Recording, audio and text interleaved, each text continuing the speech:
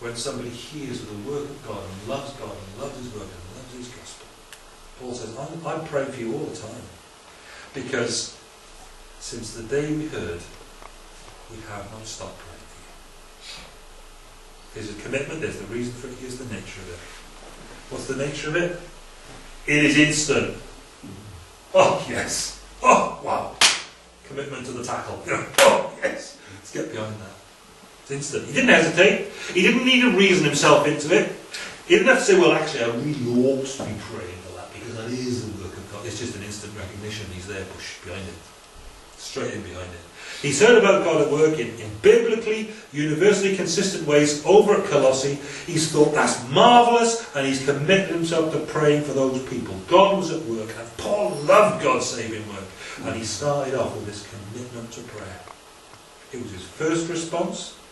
It was the instant response. It was the constant response. From the first day we heard, we have not stopped praying for you.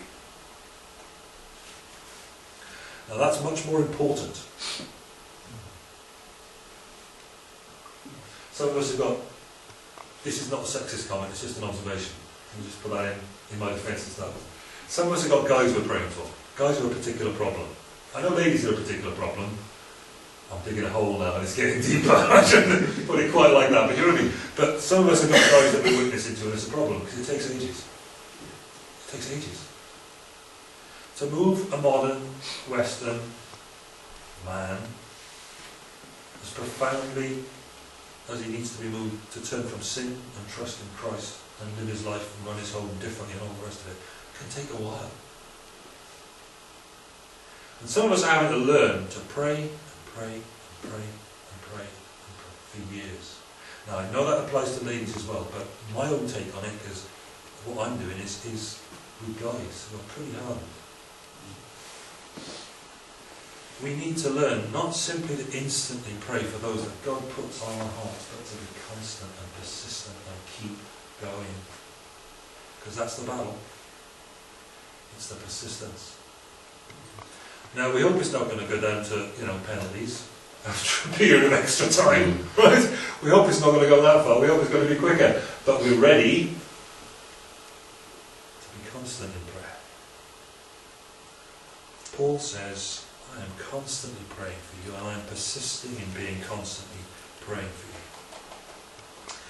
Constantly praying. I don't know what you spend your time thinking about, and that's probably a great thing, isn't it? I don't know what you find yourself talking about to yourself when you're going about every aspect of your daily life. Do you find yourself doing that? Find yourself talking to yourself?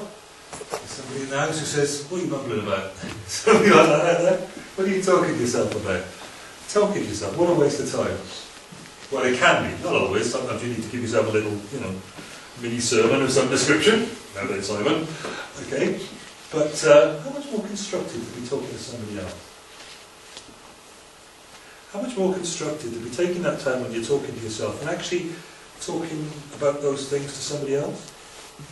How much does talking to yourself actually change the situation, or actually improve the situation?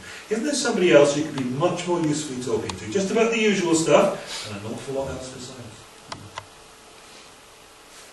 Paul is constantly in prayer, you see. But, we don't know Paul doesn't talk to himself. I'm not telling you that. I'm not saying to there's someone who says Paul never talked to himself. What we do know is that Paul is constantly talking to himself. He's always praying. Here's a question. Do you know what it is to actually be constantly carrying God's people around on your heart with you in prayer, day by day? That's the sort of thing that can change a lot, isn't it? Paul says to these Colossians, since the day we heard about you, we've not stopped praying for you. We continually ask God to fill you with the knowledge of His will. So there's Paul's prayer. It's a commitment. There's a reason for it. He sees the work of God and he gets behind God's work wherever he sees God at work. Comes in behind.